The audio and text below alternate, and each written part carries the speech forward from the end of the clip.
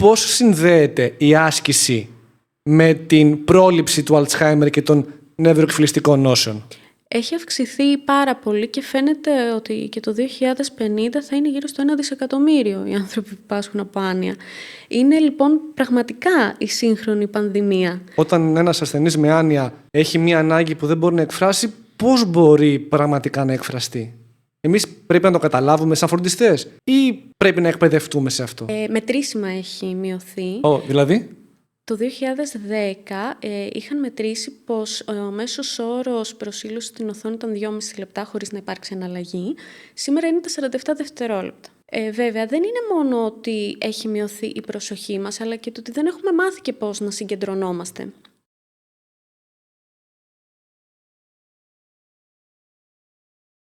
Ας το παραδεχτούμε. Οι τράπεζες δεν είναι πάντα με το μέρος μας. Και γι' αυτό υπάρχει η Άνοδος Labs, μια fintech εταιρεία που φέρνει την επανάσταση στα υγειονομικά χρησιμοποιώντας blockchain τεχνολογία για να σου δώσει τον πλήρη έλεγχο των χρημάτων και των δεδομένων σου.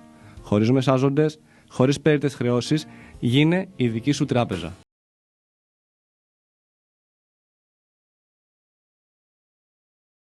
Λοιπόν, Κέλλη, 10 ερωτήσεις για να δει ο κόσμος σήμερα αν θέλει να δει το podcast. Το doom scrolling μπορεί να αλλάξει τη δομή του εγκεφάλου σου? Ναι. Υπάρχει σύνδεση ανάμεσα στο κινητό και στο πρώιμο Alzheimer? Ναι. Το doom scrolling είναι απλώς θέμα πειθαρχίας? Όχι. Η κορτιζόλη ανεβαίνει όταν σκρολάρουμε αρνητικές ειδήσεις? Ναι. Έχει μικρύνει πραγματικά ο χρόνος προσοχής μας την τελευταία δεκαετία? Ναι. Υπάρχει κάτι που λέγεται ψηφιακή άνοια? Όχι. Όταν ένας ασθενής με άνοια βρίζει το φροντιστή του, το κάνει επίτηδες? Όχι. Οι γυναίκες αναλαμβάνουν περισσότερο τη φροντίδα ηλικιωμένων ή οι άντρες? Οι γυναίκες. Πατριαρχία. Το caregiver burnout είναι αναγνωρισμένη ιατρική κατάσταση? Ναι. Και τέλος, ένα digital detox 7 ημερών δημιουργεί μετρήσιμη διαφορά στον εγκέφαλο? Ναι. Ωραία. Καλώς ορίσατε σε ακόμη ένα Generalist Podcast. Αυτό το podcast είναι πολύ σημαντικό για μένα, γιατί σήμερα θα συζητήσουμε μαζί με την Κέλλη Σοπίδου, ψυχολόγο μεταπτυχιακό στις νευροεπιστήμες, για ποιο λόγο κάνω doom scrolling κάθε μέρα 4 με 5 ώρες.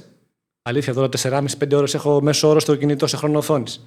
Και για ποιο λόγο αυτό είναι κάτι πάρα πολύ κακό για τον εγκέφαλό μας. Κέλλη, καλώς ήρθες. Καλώς σας βρήκα. Τι κάνεις, πώς είσαι? Καλά είμαι. Να απολαμβάνουμε τις διακοπές και επιστρέφουμε στην καθημερινότητα. Πολύ ωραία. Θέλω να ξεκαθαρίσουμε τι είναι το doom scrolling και για ποιο λόγο το κάνουμε. Τι σημαίνει doom scrolling? Είναι κάτι το οποίο είναι ίδιο με το scrolling? Είναι κάτι ξεχωριστό? Έχουν διαφορές μεταξύ τους. Το απλό scrolling γενικά είναι μια ουδέτερη ή ευχάριστη δραστηριότητα. Το άτομο δηλαδή που εμπλέκεται στο περιεχόμενο και σκρολάρει, το κάνει χωρίς να έχει έντονη συναισθηματική φόρτιση και έχει κάποια αίσθηση ελέγχου και επιλογής επάνω στο περιεχόμενο.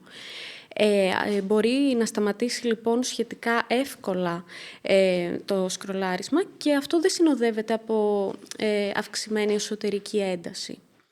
Νευροβιολογικά σε αυτό το απλό σκρολάρισμα υπάρχει ήπια ενεργοποίηση της ντοπαμίνης, εκρίνεται ντοπαμίνη και ενισχύεται το σύστημα της ανταμοιβής, αλλά δεν ενεργοποιείται το σύστημα του στρες. Ενώ στο doom scrolling κινητοποιείται και το σύστημα του στρες, γιατί κυρίως καταναλώνεται αρνητικό περιεχόμενο.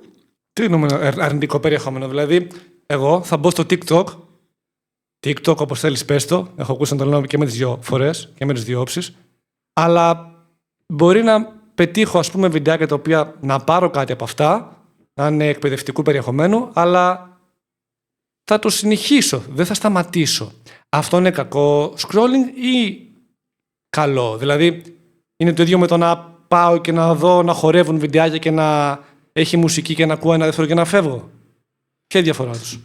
Σίγουρα έχει διαφορά ως προς την ποιότητα και του γνωστικού αντικειμένου το οποίο παρακολουθώ.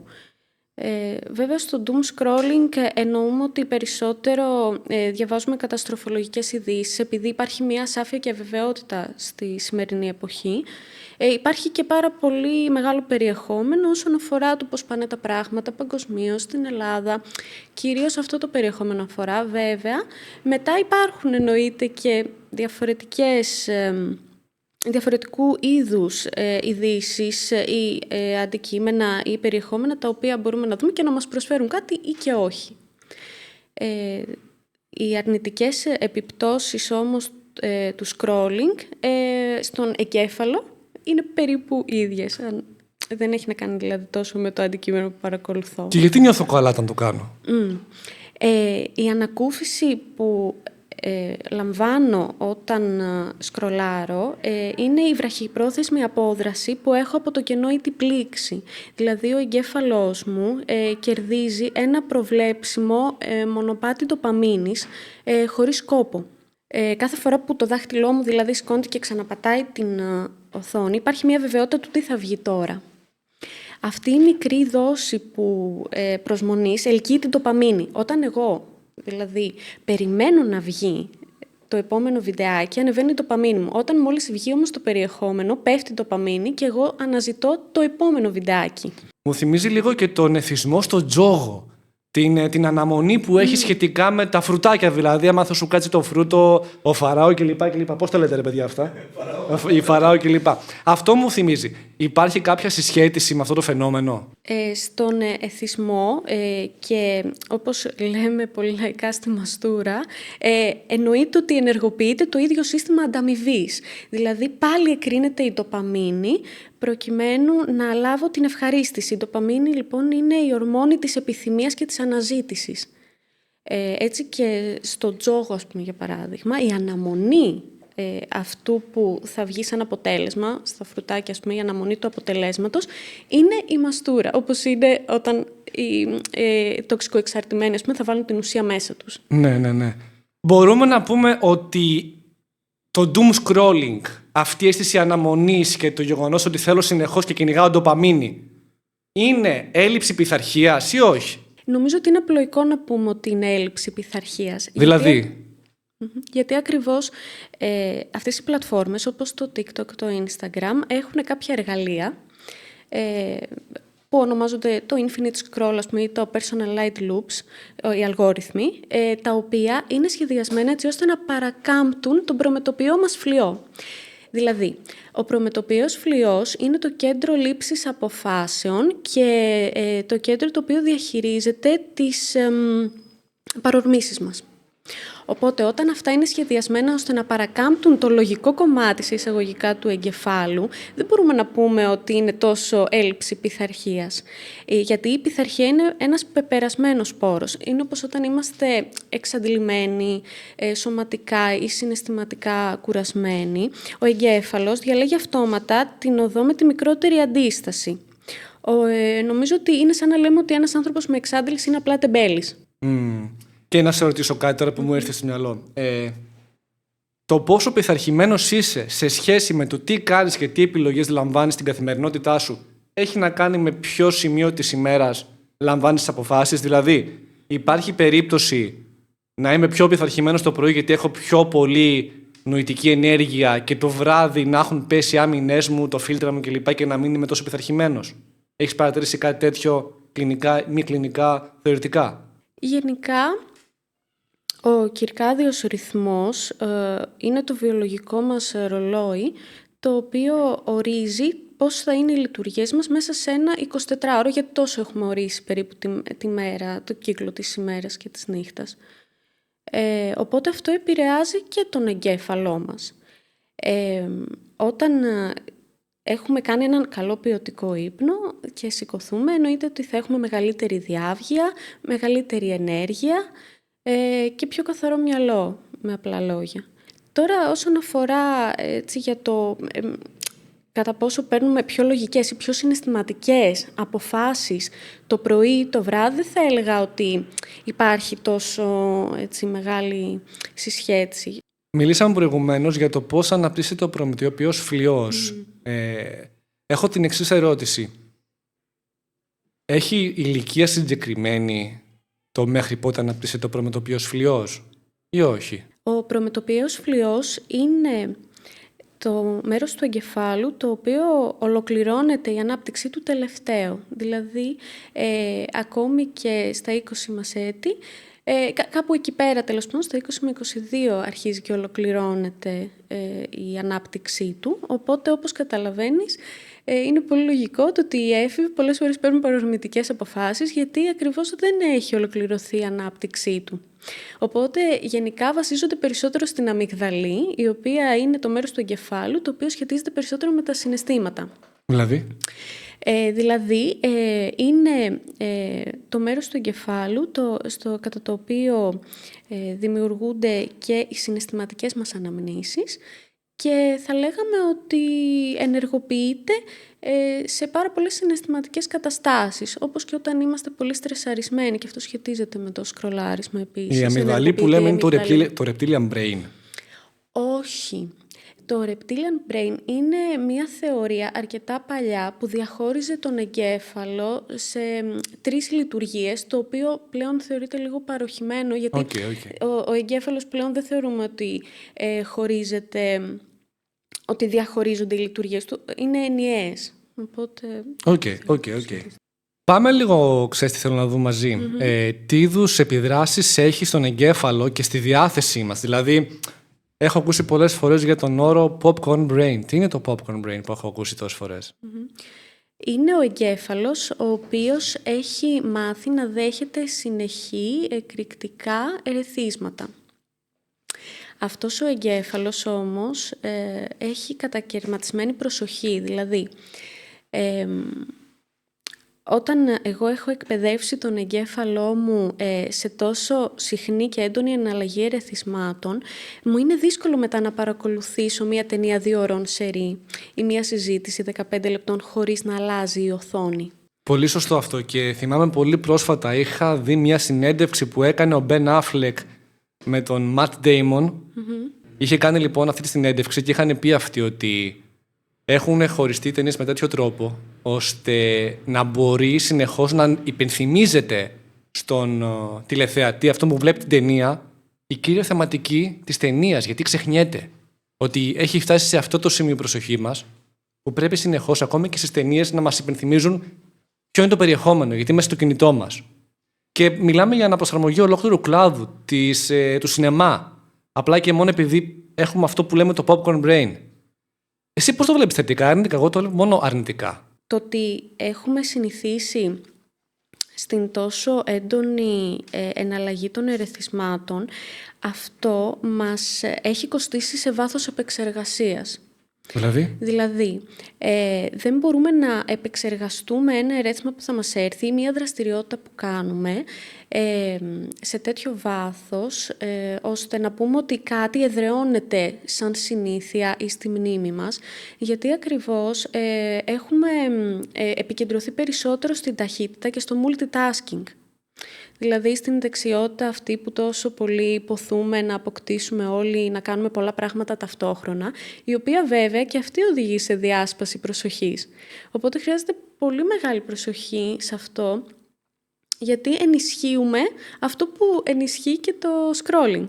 Όσον αφορά το popcorn brain, υπάρχουν συγκεκριμένες ώρες τις οποίες μπορώ εγώ με ασφάλεια να κάνω σκρολάρισμα? Δηλαδή, 2 ώρες είναι ένα ασφαλές όριο ή όχι? Δηλαδή, μετά τις 5 ώρες αποκτώ popcorn brain ή πριν? Ή ποιο είναι το στάδιο που θα πω ότι είμαι υγιής ή δεν είμαι υγιής? Θα σου πω ότι σύμφωνα με τις έρευνες, τελευταίες έρευνες, κατά μέσο όρο χρησιμοποιούμε 6,5 ώρες το κινητό μας καθημερινά, αλλά το scrolling καταλαμβάνει 2 με 3 ώρες.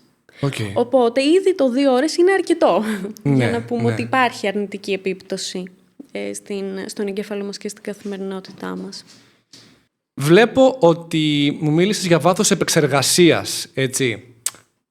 Αυτό έχει να κάνει και με την προσοχή, που έχει να κάνει με το φαινόμενο ότι έχει μειωθεί η προσοχή μας τα τελευταία 10 χρόνια.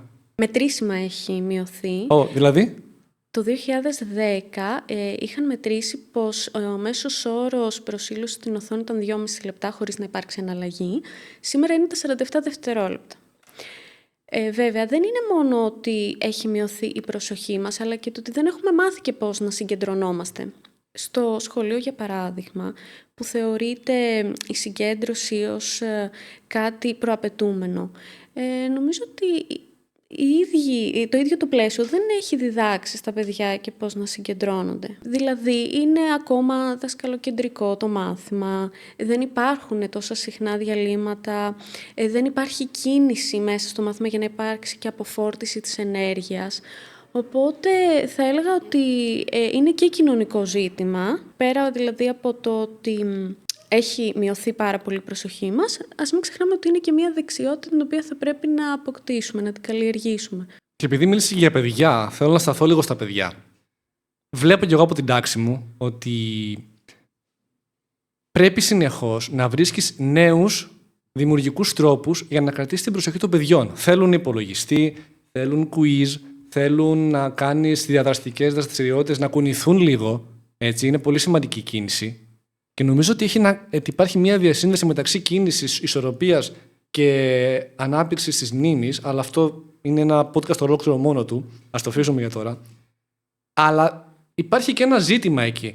Είναι η δουλειά του δασκάλου να πρέπει να προσαρμοστεί σε μια γενιά η οποία θα είναι τόσο περιορισμένη η προσοχή της, ή είναι και λίγο δουλειά της κοινωνίας, της οικογένειας να βοηθήσει τα παιδιά της να αποφύγει αυτή την έντονη μείωση της προσοχής, να μπορεί να μένει σταθερός και προσεκτικός σε κάτι. Είναι λίγο ηθικό δίλημμα. Γιατί δεν είμαστε κλόνοι εμείς οι εκπαιδευτικοί. Θέλουμε να κάνουμε μάθημα, ναι, κάποιοι είναι πιο παλαιόναρχων, κάποιοι πιο καινοτόμοι δάσκαλοι, αλλά δεν πρέπει κάπου να υπάρχουν κάποια όρια μεταξύ του. Μήπως πρέπει τα παιδιά να μάθουν να συμπεριφέρονται με τρόπο που ή να μάθουν να έχουν περισσότερη προσοχή. Εμένα με απασχολεί πάρα πολύ αυτό, γιατί το βλέπω πάρα πολύ στα παιδιά μου. Δεν ξέρω και εσύ πώς το βλέπεις από κλινική άποψη, αλλά θεωρώ ότι είναι σημαντικό να υπάρχει μια ισορροπία. Κάτι άλλο. Μιλήσαμε για τα παιδιά. Μιλήσαμε για τον εαυτό μας. Εγώ όμως, Κέλλη, βλέπω ότι και οι γονείς μας 50, 60, 65 χρονών κάνουν ατελείωτο scrolling. Θεωρώ λοιπόν ότι η γενιά τους είναι και αυτή λίγο εθισμένη. Ποια γενιά είναι περισσότερο εθισμένη, εμείς, τα παιδιά ή οι γονείς μας? Ωραία, λοιπόν. Εννοείται ότι και οι μεγαλύτερες γενιές κάνουν scrolling και θα έλεγα ότι το μειονέκτημα αυτής της γενιάς είναι ότι επηρεάζονται περισσότερο συναισθηματικά από το περιεχόμενο που βλέπουν σε σχέση με τις νεότερες γενιές, γιατί ακριβώς βυθίζονται περισσότερο στην επεξεργασία αυτού που βλέπουν, οπότε επηρεάζονται περισσότερο συναισθηματικά από ότι οι Gen Z και οι Millennials, οι νεότεροι Millennials. Τι εννοείς επενδύουν συναισθηματικά παραπάνω? Αναλύουν αυτό που βλέπουν και επειδή υπάρχει καταστροφολογική είδηση πάρα πολύ, εμπλέκονται πολύ συναισθηματικά με αυτό που βλέπουν. Κατάλαβα. Ναι. Και λέει αυτό με το AI που είπε ο αδερφός μου. Έχω συνεχώς τη μητέρα μου, τον πατέρα μου να μου στέλνουν βιντεάκια AI. Εγώ από κάτω, μαμά αυτό είναι AI, μαμά αυτό είναι AI, μαμά αυτό είναι AI. Το έχεις και εσύ? Όχι ευτυχώς, γιατί δεν σκρολάρουν πολύ οι γονείς Πάλι μου. Πάλι καλά. Αλλά εγώ περισσότερο θορυβούμε μέσα από αυτό, γιατί μας έχουν κάνει να μην αντιλαμβανόμαστε τι είναι αλήθεια και τι είναι ψέμα. Δηλαδή αυτό είναι μια πολύ μεγάλη παγίδα. Βέβαια, λογικό είναι οι μεγαλύτερες γενιές να μην μπορούν ακόμη να μπουν σε αυτό και να μπορέσουν να διακρίνουν. Αλλά η Gen Z, που είναι η γενιά η οποία έχει επηρεαστεί περισσότερο από όλες από το υπερβολικό scrolling, είναι η πρώτη γενιά πραγματικά που δεν μπορεί να αντέξει τη βαρεμάρα, την πλήξη. Βλέπω πάρα πολύ και στα σχολεία τα παιδιά να μην αντέχουν να μην κάνουν κάτι. Όμως, όταν δεν κάνω κάτι, αυτό με οδηγεί στη δημιουργικότητα και μου δίνει μια καλύτερη εικόνα του εαυτού μου. Οπότε είναι πάρα πολύ σημαντικό και το να βαριέμαι.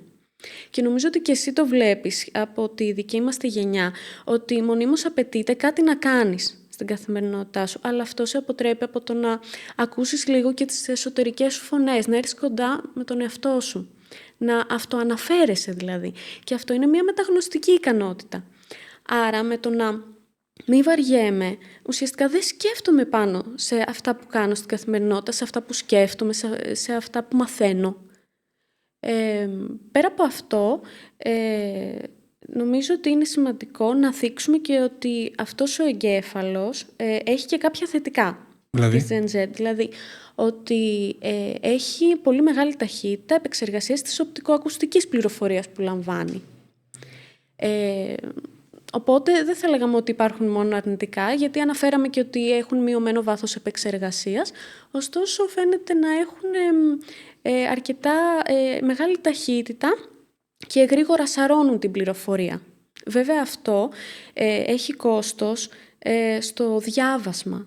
Πολλές φορές. Στα παιδιά δηλαδή, τα παιδιά που αποκτούν popcorn brain, δυσκολεύονται να δημιουργήσουν ολοκληρωμένες νοητικές αναπαραστάσεις αυτό που διαβάζουν.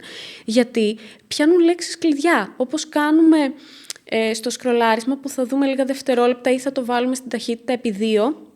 Κάπως έτσι θέλουν να λειτουργήσει και το βιβλίο και το κείμενο το οποίο διαβάζουν. Οπότε είναι πολύ λογικό μετά να μην θυμούνται τι έχουν διαβάσει. Ναι.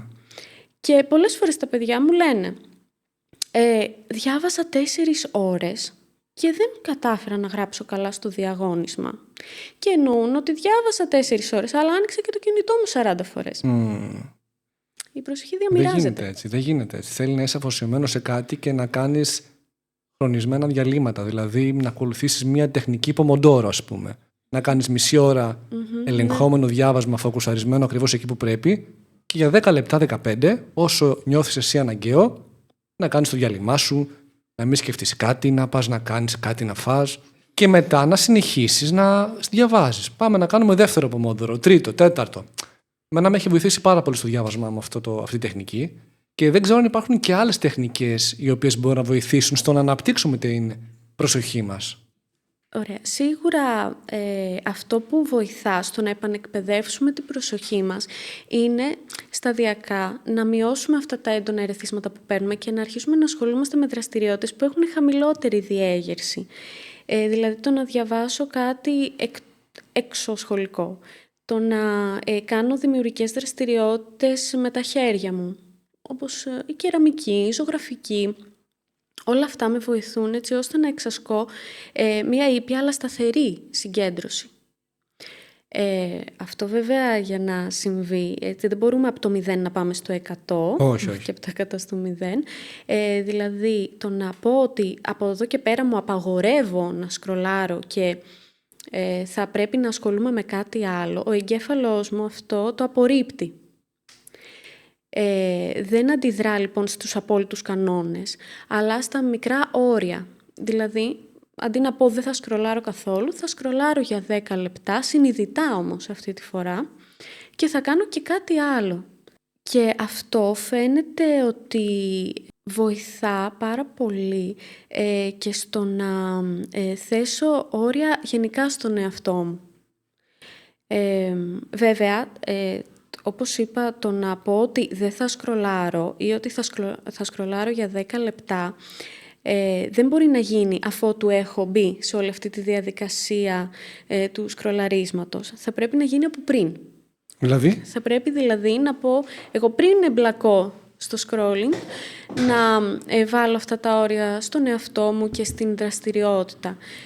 Γιατί μετά, αφού έχω εμπλακεί μου, είναι πιο δύσκολο να αφήσω αυτό το περιεχόμενο που αυτά τα εργαλεία έχουν χτίσει τόσο ωραία και με ενδιαφέρουν, δηλαδή αυτά που βγαίνουν. Θέτεις κάποιες προϋποθέσεις για το σκρολάρισμά σου, αυτό δηλαδή. Οκ. Το πόσο κάθεσαι στο κινητό σου, είχα συζητήσει και με τον Βασίλη το Βούκα σε προηγούμενο επεισόδιο, επηρεάζει και πάρα πολύ τον ύπνο, σωστά? Πώς τον επηρεάζει? Τον επηρεάζει βαθιά, γιατί ακριβώς δεν αφορά μόνο το ότι αργούμε να αποκοιμηθούμε, αλλά και το ότι ο εγκέφαλός μας δεν μπορεί να μπει ομαλά από την υπερδιέγερση στην αποφόρτιση. Δηλαδή, όταν εκτιθέμεθα σε ένα αρνητικό ή απειλητικό περιεχόμενο, η αμυγδαλή μας, που είναι το κέντρο των συναισθημάτων και εμπλέκεται πάρα πολύ και στη μνήμη, διαβάζει αυτά τα ερεθίσματα ως απειλητικά, βοηθά στην έκρηση της κορτιζόλης, που είναι η ορμόνη του στρες, η οποία κιόλας είναι ορμόνη ενέργειας, οπότε μας γεμίζει ενέργεια, η οποία εκείνη τη στιγμή δεν μπορεί να αποφορτιστεί κιόλας, γιατί είμαστε ξαπλωμένοι, και την αδρεναλίνη. Αυτές οι δύο ουσίες είναι τελείως ασύμβατες με τον ύπνο. Οπότε, αντί ο εγκέφαλος να μπει σε αυτήν την κατάσταση που ονομάζεται down regulation για να μπορέσει να αποκοιμηθεί, μπαίνει σε μια πάλι κατάσταση υπερδιέγερσης. Οπότε και καθυστερεί να έρθει ο ύπνος και είναι περισσότερο διακεκομένος και έχουμε περισσότερα νυχτερινά ξυπνήματα και τα όνειρά μας είναι πιο ανήσυχα. Παράλληλα, ο εγκέφαλος, επειδή χρειάζεται τη μονοτονία για να μπορέσει να αποκοιμηθεί, να κατεβάσει, όταν εγώ έχω μάθει ότι πρέπει να λαμβάνει πάρα πολλά ερεθίσματα πριν έρθει αυτό, δεν μπορεί να... Είναι ασύμβατο, έτσι, η μονοτονία και όλα αυτά τα συνεχή ερεθίσματα. Ναι. Οπότε έχει ανάγκη του κάτι ακόμα να έρθει. Και πέρα από αυτό, θέλω να επισημάνω ότι και το μπλε φως της οθόνης επηρεάζει τη μελατονίνη. Και την έκρησή της. Ναι, μετά από ποια ώρα? Μετά τις 5 γνωρίζω ότι δεν κάνει να έχεις έκθεση σε μπλε φως, ώστε να κάνει να regulate το σύστημά σου. Ισχύει αυτό? Εντάξει, πιο αργά. Ναι. Είναι λογικό, έτσι. 5 είναι πολύ νωρίς.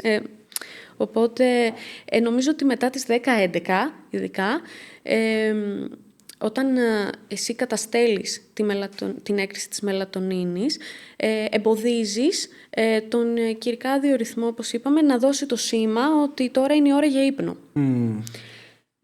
Και πέρα από αυτό θα ήθελα να μιλήσω και για την ποιότητα λίγο του ύπνου. Δηλαδή, όταν εγώ συνεχώς σκρολάρω πριν κοιμηθώ, ανεξάρτητα από το περιεχόμενο που βλέπω, δεν βοηθώ το βαθύ μου ύπνο. Δηλαδή, ο ύπνος χωρίζεται σε στάδια.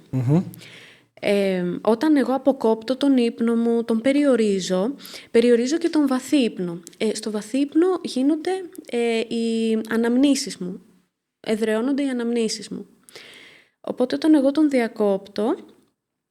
διακόπτω παράλληλα και τη δημιουργία των αναμνήσεων, και άρα μπορώ να μην θυμάμαι πράγματα τόσο καλά. Και γι' αυτό δίνω και σύμβουλη πολλές φορές στα παιδιά της 3ης ηλικίου, ότι ό,τι και να κάνετε, μην χαρίζετε τον ύπνο σας, γιατί ακριβώς τότε είναι που ό,τι μάθετε μέσα στη μέρα θα εδραιωθεί μέσα στον εγκέφαλό σας.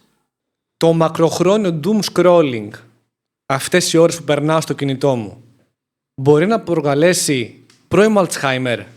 Δεν είναι αιτία, αλλά συσχετίζεται με την εμφάνιση της νόσου Alzheimer και άλλων νευροεκφυλιστικών ασθενειών, γιατί ακριβώς όταν συνεχώς παράγεται στον οργανισμό μας κορτιζόλη, δηλαδή η ορμόνη του στρες,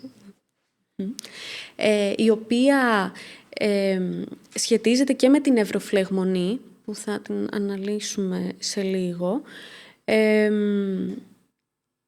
δημιουργείται συνεχώς μέσα στον εγκέφαλό μας μια κατάσταση εγρήγορσης, μια ενέργεια η οποία δεν αποφορτίζεται. Αυτό ενεργοποιεί το νοσοποιητικό σύστημα του εγκεφάλου μας και φαίνεται ότι μακροπρόθεσμα αυτή η χρόνια και ήπια βέβαια διέγερση του εγκεφάλου σχετίζεται με την εμφάνιση του Alzheimer. Βέβαια... Αυτή η νευροφλεγμονή που είπες, τι ακριβώς είναι στον εγκέφαλο και πώς συνδέεται με εμάς στην καθημερινότητά μας? Η νευροφλεγμονή λοιπόν είναι μια χρόνια κατάσταση ήπιας διέγερσης του ανοσοποιητικού συστήματος του εγκεφάλου. Δηλαδή ενεργοποιούνται τα ανοσοποιητικά μας κύτταρα μέσα στον εγκέφαλο, το οποίο μας κάνει στη συνέχεια να βρισκόμαστε σε μια ήπια φλεγμονή. Βέβαια δεν είναι οξία φλεγμονή, αλλά αυτή η χρόνια φλεγμονή φαίνεται να συνδέεται με την νόσο Alzheimer. Στην καθημερινότητά μας δεν μπορούμε να παρατηρήσουμε την νευροφλεγμονή, μπορούμε όμως να δούμε μια ήπια νοητική κόπωση, μειωμένη συγκέντρωση, ευερεθιστότητα, Αυτά είναι σημάδια του ότι μπορεί να υπάρχει μια νευροφλεγμονή. Βέβαια δεν είναι αιτιακή σχέση με την νόσο Alzheimer, αλλά αν υπάρχει προδιάθεση, επιβαρύνει. Άρα, άμα κάποιος δει τι σημάδια, μπορεί να πει ότι υπάρχει νευροφλεγμονή. Μπορεί, ας πούμε, να ξεχνά κάποιες λέξεις, δηλαδή να μπορεί να βρει τη σωστή λέξη. Αυτό το brain fog που λέμε, το συνεχές. Ακριβώς. Μπορεί να βλέπει ότι έχει μειωμένη συγκέντρωση. Μπορεί να έχει διαταραγμένη διάθεση. Μπορεί να έχει επίσης διαταραγμένη όρεξη. Δηλαδή να βλέπει στον εαυτό του μειωμένη όρεξη για φαγητό.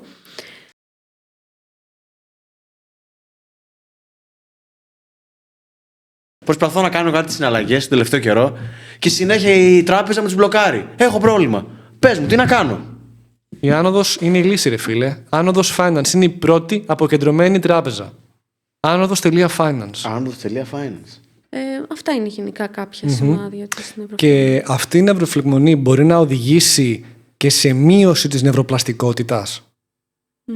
Ακριβώς, η νευροφλεγμονή επηρεάζει τα νευρονικά μας κύτταρα και την νευροδιαβίβαση, δηλαδή τις συνάψεις, τις συνδέσεις μεταξύ των νευρών μας, οι οποίες είναι βασικές για τη δημιουργία της μνήμης και των αναμνήσεων. Όταν λοιπόν επηρεάζονται τα νευρικά κύτταρα αυτά, είναι πολύ πιθανό να έρθει, αν υπάρχει και προδιάθεση, κάποια νευροεκφυλιστική νόσος. Όταν μιλάς για προδιάθεση, εννοείς το γονίδιο APOE4, έτσι. Ναι, είναι ένα από τα γονίδια τα οποία φαίνεται να σχετίζονται με την νόσο Alzheimer.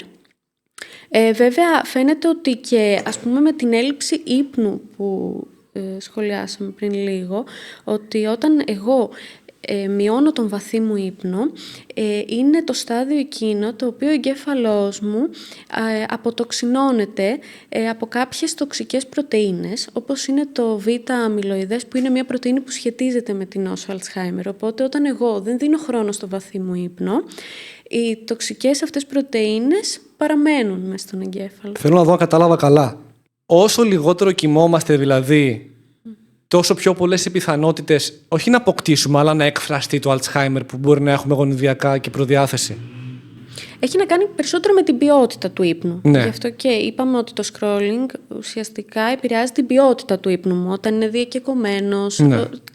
Και οι ώρες στις οποίες κοιμάμαι είναι σημαντικές, αλλά περισσότερο έχει να κάνει με την ποιότητα του ύπνου. Εκεί επιδρά περισσότερο. Βέβαια πρέπει να πούμε ότι το Alzheimer είναι στην ομπρέλα της άνοιας, έτσι. Μπορούμε να πούμε ότι υπάρχει αυτή η ψηφιακή άνοια στην εποχή μας. Γιατί τον έχω δει αυτόν τον όρο, ψηφιακή άνοια, digital dementia. Τον χρησιμοποιείς αυτόν τον όρο εσύ? Δεν είναι κλινικός όρος, Okay. δεν στέκει επιστημονικά. Περισσότερο περιγράφει μια γνωστική κόπωση, η οποία έρχεται από την οθόνη. Και επειδή οι νέοι ακριβώς πλέον, οι νέες γενιές δεν χρειάζεται να θυμούνται αυτά τα οποία είναι αποθηκευμένα στο cloud ή στο GPS ή μπορούν να το βρουν ανά πάσα στιγμή στις μηχανές αναζήτησης. Γι' αυτό το λόγο ο εγκέφαλος καταλαβαίνει ότι δεν χρειάζεται αυτό να το αποθηκεύσω. Οκ, ωραία. Πάμε λίγο στην σύγχρονη πανδημία της άνοιας. Τι σημαίνει άνοια, τι είναι η άνοια και πότε μας πιάνει, πότε ξεκινάει να έχει εκφράσεις πάνω μας? Η άνοια είναι μια νευροεκφυλιστική νόσος. Είναι ένας όρος ομπρέλα που περιλαμβάνει πολλών ειδών άνοιες.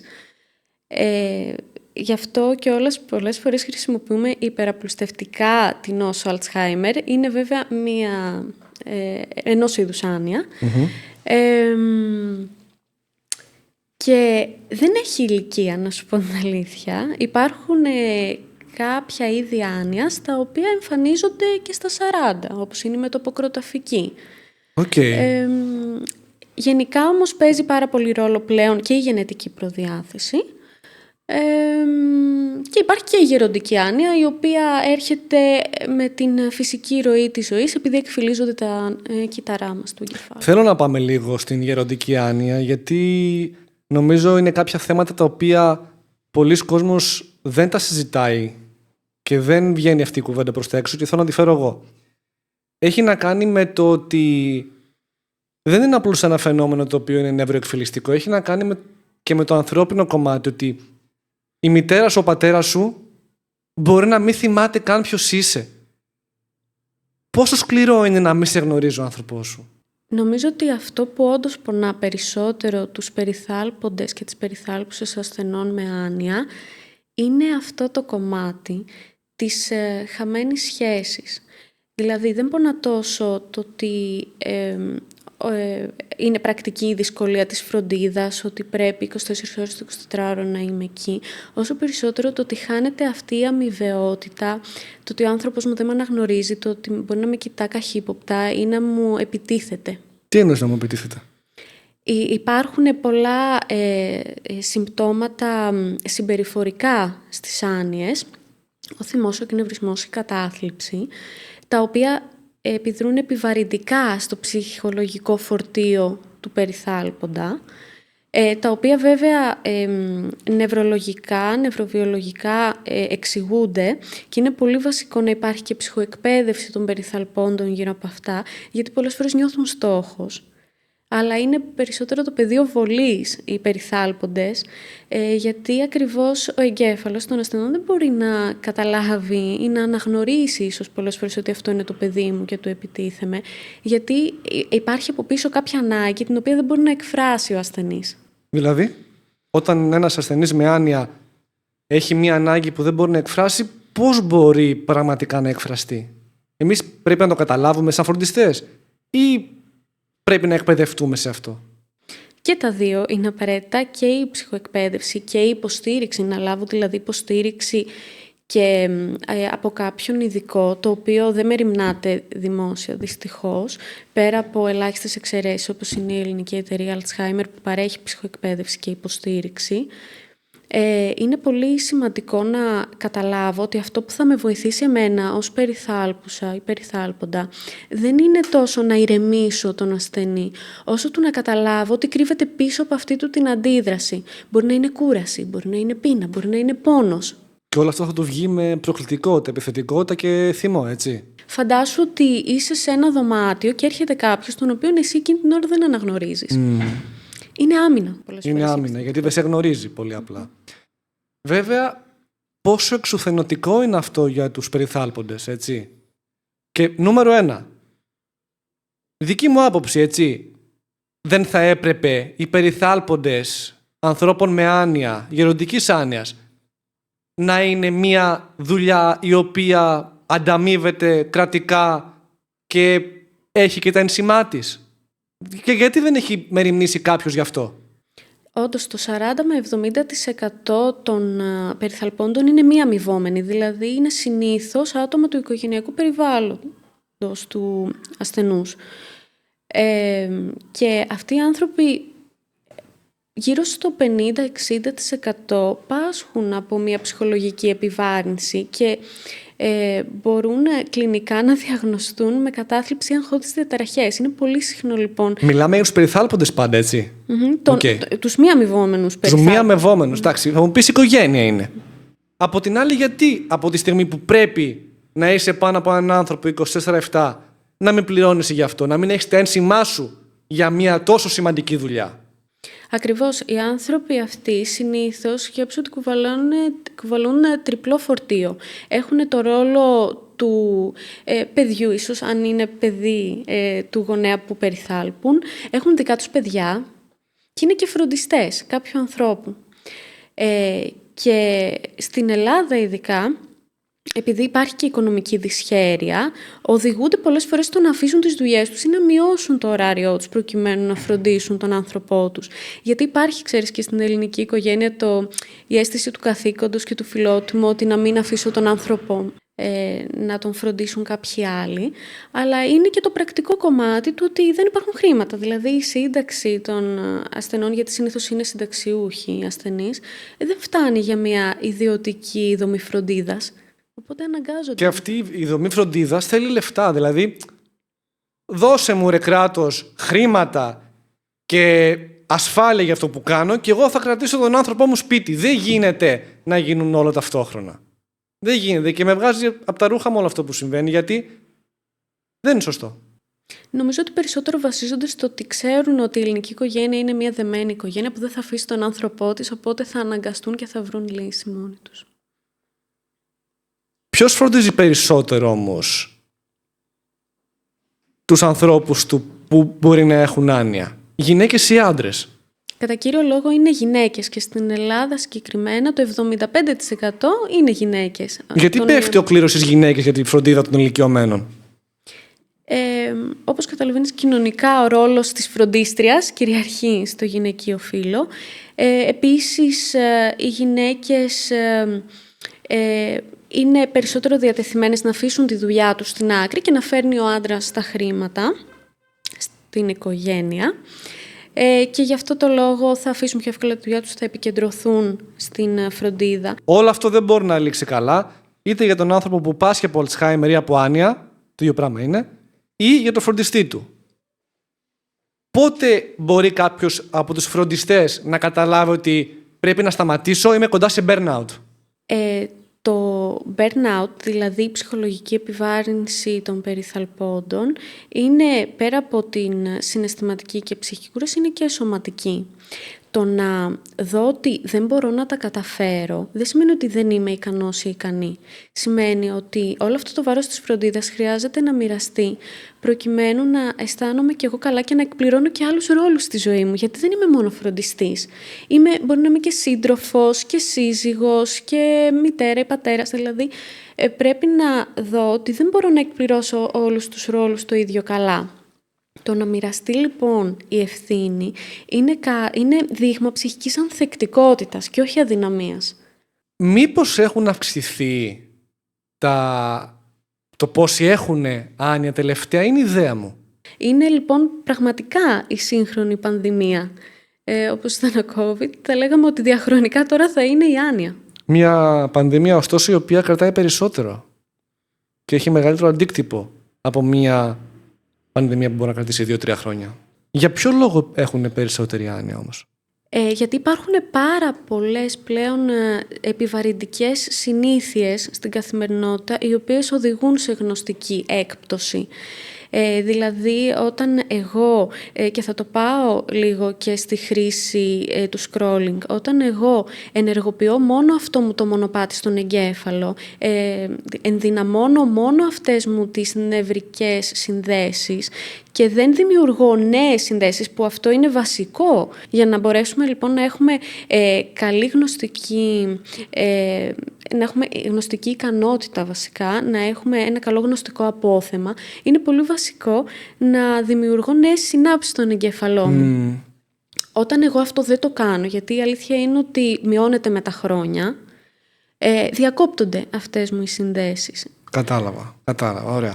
Αλλά δεν θέλω να είναι ένα podcast το οποίο θα ακούσει κάποιος ή θα δει κάποιος και θα πει «Οκ ρε Ιορδάνη, οκ ρε, και λέει μας λέτε τι δεν πάει καλά, τι πάει στραβά». Αλλά πώς το λύνουμε αυτό? Είναι κάτι που λύνεται? Μπορούμε να το προλάβουμε? Μπορούμε να το περιορίσουμε? Μπορούμε να το θεραπεύσουμε? Δυστυχώς οι άνοια και οι νευροεκφυλιστικές ασθένειες δεν θεραπεύονται. Ωστόσο μπορούμε να προλαμβάνουμε και να μειώνουμε την εξέλιξή τους. Πώς το κάνω αυτό? Με το να αποκτήσω νέες συνήθειες βοηθητικές για τον εγκέφαλό μου, αρχικά, να τρέφομαι σωστά, να ασκούμε, να δουλεύω τη γνωστική μου ικανότητα με νέες δραστηριότητες, με το διάβασμα. Όλα αυτά λειτουργούν ενισχυτικά προς τη μνήμη μου. Ωραία. Πώς συνδέεται η άσκηση με την πρόληψη του Αλτσχάιμερ και των νευροεκφυλιστικών νόσεων? Η σωματική άσκηση, πέρα από τα γνωστά ωφέλη, έχει πάρα πολλά ωφέλη και στην έκρηση ορμονών και στην αποφόρτιση αυτής της ενέργειας, όπως είπαμε, της κορτιζόλης, της ορμόνης του στρες. Είναι ένας τρόπος να αποφορτίζεται και λειτουργεί θεραπευτικά και στην νευροφλεγμονή. Ναι. Βοηθά δηλαδή, όπως γενικά στη φλεγμονή, έτσι και στη νευροφλεγμονή, βοηθά πάρα πολύ άσκηση στο να μειωθεί. Το να κάνεις ένα digital detox, δηλαδή να περάσεις ένα διάστημα χωρίς social media, χωρίς να βλέπεις οθόνη κλπ. Είναι κάτι που μπορεί να βοηθήσει σαν ένα βήμα για την πρόληψη του Αλτσχάιμερ? Γενικά το digital detox βοηθάει πάρα πολύ στο να όντως να μειωθούν οι αρνητικές επιπτώσεις γενικά του scrolling. Ωστόσο, αυτό απαιτεί μία συνέπεια. Δηλαδή, το να αποκτήσω εγώ μία καλή συνήθεια για λίγο διάστημα, ναι μεν φαίνεται να έχει καλές επιπτώσεις γύρω από το άγχος, από την κατάθλιψη, σε ένα μεγάλο ποσοστό, ωστόσο, για να μπορέσει να έρθει η πραγματική αλλαγή και η πρόληψη, θα πρέπει να αποκτήσουμε συνολικά νέες συνήθειες γύρω από τη χρήση του κινητού. Οπότε ένα digital detox είναι προσωρινό, θα έλεγα. Μπορούμε να πούμε ότι οι ασκήσεις mindfulness, οι ασκήσεις ας πούμε του να κάνουμε διαλογισμό μπορούν να βοηθήσουν, γιατί ας πούμε επικεντρώνεις την προσοχή σου σε ένα συγκεκριμένο πράγμα, την ανάσα σου σε ένα συγκεκριμένο σημείο του σώματος, μπορεί να βοηθήσει το mindfulness? Σίγουρα είναι δραστηριότητες που επειδή είναι ήπιας διέγερσης και επειδή απαιτεί σταθερή συγκέντρωση, πέρα από το ότι μας βοηθά να έχουμε καλύτερη μεταγνωστική δεξιότητα, δηλαδή μας βοηθά να βλέπουμε τον εαυτό μας λίγο από έξω, να σκεφτόμαστε γύρω από όλα αυτά που μας έχουν συμβεί, να τα μεταβολίζουμε. Μας βοηθά και στο να κάνουμε κάτι πιο δημιουργικό από μόνο του, δηλαδή νομίζω ότι είναι βοηθητικό. Και για κλείσιμο θέλω να δώσουμε κάποια μηνύματα, και το πρώτο μήνυμα είναι σε αυτούς οι οποίοι φροντίζουν κάποιον άνθρωπο ο οποίος έχει άνοια. Πώς μπορούμε να τον βοηθήσουμε? Πες μου 1, 2, 3 στρατηγικές που μπορεί να χρησιμοποιήσει προκειμένου να μην νιώθει ότι πνίγεται. Το να μοιραστεί λοιπόν το βάρος της ευθύνης και της φροντίδας, το να παίρνει δηλαδή τα διαλύματά του, είναι βασικό και φαίνεται ότι έστω και 3 με 6 ώρες εβδομαδιαίως στους περιθάλποντες, όταν έχουν χρόνο για τον εαυτό τους, μειώνεται κατά ένα μεγάλο ποσοστό η πιθανότητα σοβαρής κατάθλιψης. Οπότε είναι πολύ σημαντικό να παίρνουν το χρόνο τους, να δίνουν έμφαση και σε άλλους ρόλους στη ζωή τους. Okay. Πέρα από αυτό, είναι πολύ σημαντική και η ψυχοεκπαίδευση και η υποστήριξη εξωτερικά, να μάθουν δηλαδή ότι η λύθη δεν είναι πρόκληση, ότι ο θυμός είναι ένα φυσιολογικό σύμπτωμα και πώς να το διαχειρίζονται, και το να μιλούν και με άλλους ανθρώπους οι οποίοι είναι φροντιστές ασθενών με άνοια είναι επίσης πάρα πολύ σημαντικό, γιατί νιώθουν ότι αυτό το βάρος μοιράζεται και ότι γενικά είναι μια κατάσταση που δεν συμβαίνει μόνο σε αυτούς. Και τέλος, είναι σημαντικό να μάθουν ότι η επικοινωνία χωρίς να μάχονται είναι αυτή που θα τους βοηθήσει. Δηλαδή το να προσπαθήσουν να απαντήσουν λογικά με επιχειρήματα στον ασθενή δεν θα τους βοηθήσει. Θα πρέπει να δουν ακριβώς τι υπάρχει πίσω από όλο αυτό που εκφράζουν με επιθετικότητα ή με θλίψη, για να μπορέσουν να νιώσουν και αυτοί ότι κάνουν κάτι αρκετά καλά. Γιατί δεν χρειάζεται να τα κάνουμε τέλεια όλα, επαρκώς καλά. Κατάλαβα. Τι μήνυμα μπορούμε να δώσουμε τώρα σε αυτούς οι οποίοι κάνουν αυτό το ατελείωτο scrolling στα κινητά τους και στην οθόνη? Εγώ θα έλεγα ότι χρειάζεται να αναρωτηθούμε όλοι, αν μας απαγορευόταν το scrolling αύριο, τι θα ήταν αυτό που θα εμφανιζόταν στη θέση του? Δηλαδή, ποια ανάγκη εν τέλει καλύπτουμε μέσα από το σκρολάρισμα? Είναι η μοναξιά, είναι η παρέα, είναι η κούραση, είναι η αβεβαιότητα? Είμαι σίγουρη λοιπόν ότι για τον καθένα μπορεί να είναι διαφορετικό και αξίζει να αναστοχαστεί επάνω σε αυτό. Και πολύ σημαντικό είναι να συνειδητοποιήσουμε ότι τους χαρίζουμε κάτι που θεωρείται σήμερα πολύ πολύτιμο, που είναι ο χρόνος μας, ο οποίος δεν γυρίζει πίσω, και εμείς τους το δίνουμε απλόχερα. Τέλεια. Κέλλη, σε ευχαριστώ πάρα πολύ. Και εγώ ευχαριστώ. Και... Το αγαπημένο του. Κάτω.